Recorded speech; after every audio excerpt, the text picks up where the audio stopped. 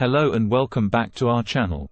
Despite the well-known and widely acknowledged health risks associated with smoking, it has not been banned in many countries around the world. There are several reasons for this.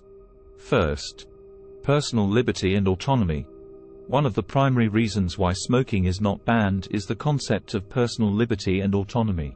Many people believe that individuals have the right to make their own choices, including the choice to smoke, even if it is harmful to their health. Banning smoking could be seen as an infringement on personal freedom, and some argue that adults should have the autonomy to make their own decisions, even if they are detrimental to their health.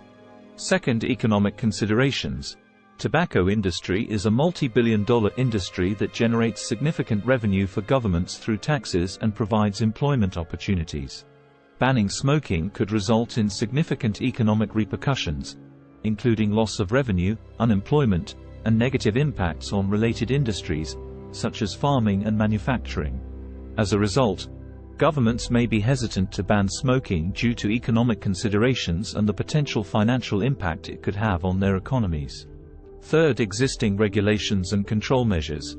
Many countries have implemented regulations and control measures to mitigate the risks associated with smoking, such as warning labels on cigarette packages, restrictions on tobacco advertising, and age restrictions for purchasing tobacco products.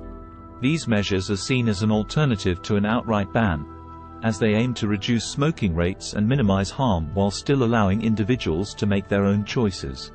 Fourth, enforcement challenges. Enforcing a smoking ban would require significant resources, including law enforcement personnel and administrative infrastructure, to monitor and enforce compliance. This could pose practical challenges, as it may be difficult to effectively enforce a smoking ban in private spaces, such as homes or cars, or in remote areas where access to enforcement may be limited. Fifth, public perception and social acceptance. Smoking has been deeply ingrained in many societies for decades, and it has been socially accepted in some cultures and communities. Changing public perception and social acceptance of smoking may take time, and banning smoking could face resistance from those who view it as a social norm or personal choice. Sixth, harm reduction approach. Some proponents of harm reduction argue that banning smoking may not be the most effective approach to reducing smoking rates. Instead, they advocate for strategies that focus on harm reduction, such as providing access to smoking cessation programs, education on the risks of smoking, and support for tobacco users to quit, rather than punitive measures like banning smoking. Seventh, historical and cultural factors. Tobacco has a long history of use and cultural significance in many societies. It has been used for ceremonial, social, and recreational purposes for centuries, and some cultures have deep-rooted traditions and practices associated with tobacco use. As a result, banning smoking may be seen as disrupting cultural practices or traditions, and could face resistance from those who value the historical and cultural significance of tobacco. Eighth, black market and underground trade. Banning smoking could potentially lead to the emergence of a black market and underground trade of tobacco products. This could create additional challenges, such as increased criminal activities, smuggling, and loss of government control over the production, distribution, and regulation of tobacco products.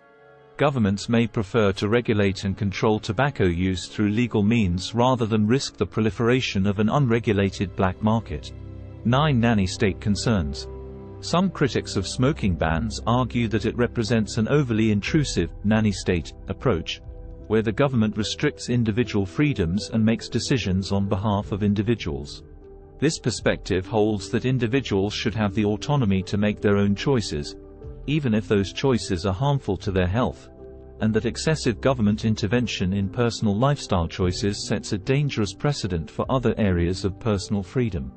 10th, education and public health campaigns.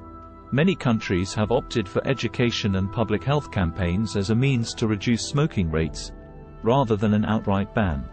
These campaigns aim to raise awareness about the health risks of smoking, promote smoking cessation services, and encourage individuals to make informed choices about their health behaviors.